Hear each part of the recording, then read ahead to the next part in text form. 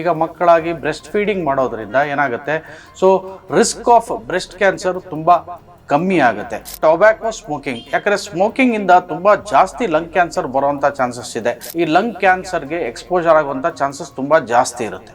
ಇನ್ನು majority of lung cancer ನಾವು cure ಮಾಡೋದಕ್ಕಾಗಲ್ಲ. Doctor Pavan Kumar, professor in medicine.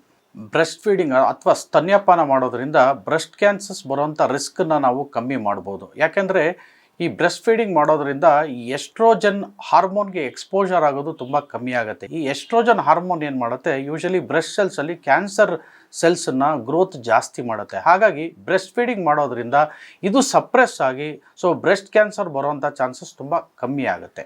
Especially ತುಂಬ ಚಿಕ್ಕ ವಯಸ್ಸಿನಲ್ಲಿಯೇ ಈಗ ಮಕ್ಕಳಾಗಿ ಬ್ರೆಸ್ಟ್ ಫೀಡಿಂಗ್ ಮಾಡೋದ್ರಿಂದ ಏನಾಗುತ್ತೆ, so risk of breast cancer ತುಂಬ ಕಮ್ಮಿ ಆಗುತ್ತೆ. ಅದು ಇನ್ನೂ ಒಂದು ಸ್ಟಡಿಗಳ ಪ್ರಕಾರ ಏನಾಗುತ್ತೆ, ತುಂಬ ಲಾಂಗರ್ ಡ್ಯೂರೇಷನ್ ಯಾರು ಬ್ರೆಸ್ಟ್ ಫೀಡ್ ಮಾಡ್ತಾರೆ ಸೊ ಅವರಲ್ಲಿ ಕೂಡ ಬ್ರೆಸ್ಟ್ ಕ್ಯಾನ್ಸರ್ ಬರುವಂಥ ಚಾನ್ಸಸ್ ತುಂಬ ಕಮ್ಮಿ ಆಗುತ್ತೆ. ಇನ್ನೊಂದು ಮುಖ್ಯವಾದ ವಿಷಯ ಅಂತಂದರೆ, ಈ ಬ್ರೆಸ್ಟ್ ಟಿಶ್ಯೂ ಏನಿರುತ್ತೆ ಅದರಲ್ಲಿ ಡೆಡ್ ಸೆಲ್ಸ್ ಇರುತ್ತೆ. ಈ ಬ್ರೆಸ್ಟ್ ಫೀಡಿಂಗ್ ಮಾಡೋದ್ರಿಂದ ಈ ಡೆಡ್ ಸೆಲ್ಸ್ ರೀಪ್ಲೇಸ್ ಆಗಿ ಒಳ್ಳೆಯ ಸೆಲ್ಸ್ ಬರೋದು ಕೂಡ ಜಾಸ್ತಿ ಆಗುತ್ತೆ. ಸೊ ಹಾಗಾಗಿ ಅಲ್ಲಿ ಕೂಡ ಈ ಕ್ಯಾನ್ಸರ್ ಸೆಲ್ಸ್ ಗ್ರೋತನ್ನು ಅದು ಪ್ರಿವೆಂಟ್ ಮಾಡುತ್ತೆ. ಲಂಗ್ ಕ್ಯಾನ್ಸರ್ಸ್ಗೆ ಸಾಕಷ್ಟು ರಿಸ್ಕ್ ಫ್ಯಾಕ್ಟರ್ಗಳಿದೆ. ಎಸ್ಪೆಷಲಿ ತುಂಬ ಟೊಬ್ಯಾಕೋ ಸ್ಮೋಕಿಂಗ್, ಯಾಕಂದರೆ ಸ್ಮೋಕಿಂಗಿಂದ ತುಂಬ ಜಾಸ್ತಿ ಲಂಗ್ ಕ್ಯಾನ್ಸರ್ ಬರುವಂಥ ಚಾನ್ಸಸ್ ಇದೆ. ಇನ್ನೊಂದು, ನಾವು ಈಗ ಏನು ಏರ್ ಪೊಲ್ಯೂಷನ್ ಆಗುತ್ತೆ ಅದರಿಂದನೂ ಕೂಡ ಲಂಗ್ ಕ್ಯಾನ್ಸರ್ ಬರುತ್ತೆ. ಎಸ್ಪೆಷಲಿ ಈ ಪೆಟ್ರೋಲಿಯಂ ಪ್ರಾಡಕ್ಟ್ಸ್, ಡೀಸೆಲ್, ಪೆಟ್ರೋಲ್, ಇವೆಲ್ಲ ಗ್ಯಾಸೋಲಿನ್ ಇವೆಲ್ಲ ಏನಿದೆ ಇವೆಲ್ಲ ಹವಾಮಾನಕ್ಕೆ ಬಂದಾಗ ಈ ಹೊಗೆಯನ್ನು ನಾವು ಇನ್ಹೇಲ್ ಮಾಡಿದಾಗ ಲಂಗ್ ಕ್ಯಾನ್ಸರ್ ಬರುವಂಥ ಚಾನ್ಸಸ್ ತುಂಬ ಜಾಸ್ತಿ ಆಗುತ್ತೆ. ಹಾಗೂ ಇನ್ನೊಂದು, ಕೆಮಿಕಲ್ ಇಂಡಸ್ಟ್ರಿನಲ್ಲಿ ಯಾರ್ಯಾರು ಕೆಲಸ ಮಾಡ್ತಾರೆ ಸೊ ಅವ್ರಿಗೂ ಕೂಡ ಲಂಗ್ ಕ್ಯಾನ್ಸರ್ ಬರುವಂಥ ಚಾನ್ಸಸ್ ಇರುತ್ತೆ. ಎಸ್ಪೆಷಲಿ ಆಸ್ಬೆಸ್ಟೋ, ಸೆಲಿನಿಯಂ, ಸೊ ಇವೆಲ್ಲನೂ ಕೂಡ ಲಾಂಗ್ ಟರ್ಮಲ್ಲಿ ಎಕ್ಸ್ಪೋಜರ್ ಆದಾಗ ಲಂಗ್ ಕ್ಯಾನ್ಸರ್ ಆಗುವಂಥ ಚಾನ್ಸಸ್ ಇರುತ್ತೆ. ಇನ್ನೊಂದು ಮುಖ್ಯವಾದ ಕಾರಣ ಅಂತಂದರೆ ಟಾರ್ ಇಂಡಸ್ಟ್ರಿ. ಅಂದರೆ ಈ ಟಾರ್ ನಾವು ರಸ್ತೆಗಳಿಗೆ ಹಾಕೋದಕ್ಕೆ ಉಪಯೋಗಿಸಕ್ಕಂಥ ಟಾರ್ ಏನಿದೆ, ಈ ಟಾರ್ ಇಂಡಸ್ಟ್ರಿನಲ್ಲಿ ಯಾರು ಕೆಲಸ ಮಾಡ್ತಾರೆ ಸೊ ಅವರು ಕೂಡ ಈ ಲಂಗ್ ಕ್ಯಾನ್ಸರ್ಗೆ ಎಕ್ಸ್ಪೋಜರ್ ಆಗುವಂಥ ಚಾನ್ಸಸ್ ತುಂಬ ಜಾಸ್ತಿ ಇರುತ್ತೆ.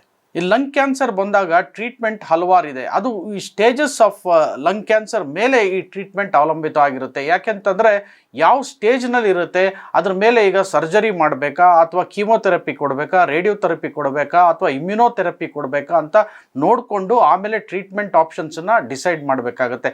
ಯಾಕೆಂದರೆ ಲಂಗ್ ಕ್ಯಾನ್ಸರ್ ತುಂಬ ಅರ್ಲಿ ಸ್ಟೇಜಲ್ಲಿದ್ದಾಗ ನಾವು ಈ ಕೀಮೋಥೆರಪಿ ಕೊಟ್ಟು ಅಥವಾ ರೇಡಿಯೋಥೆರಪಿ ಕೊಟ್ಟು ಪೂರ್ಣವಾಗಿ ಎಸ್ಪೆಷಲಿ ಕೆಲವೊಂದು ಲಂಗ್ ಕ್ಯಾನ್ಸರ್ನ ಗುಣ ಮಾಡ್ಬೋದಾಗಿದೆ. Especially non small cell carcinoma ಅಂತ ಬರುತ್ತೆ. ಇದು ಅರ್ಲಿ ಸ್ಟೇಜಲ್ಲಿ ಡಿಟೆಕ್ಟ್ ಮಾಡಿದಾಗ ನಾವು ಲಂಗ್ ಕ್ಯಾನ್ಸರನ್ನು ಕ್ಯೂರ್ ಮಾಡ್ಬೋದಾಗಿದೆ. ಕಂಪ್ಲೀಟ್ಲಿ ಅಂದರೆ 100% ಕ್ಯೂರ್ ಮಾಡ್ಬೋದಾಗಿದೆ.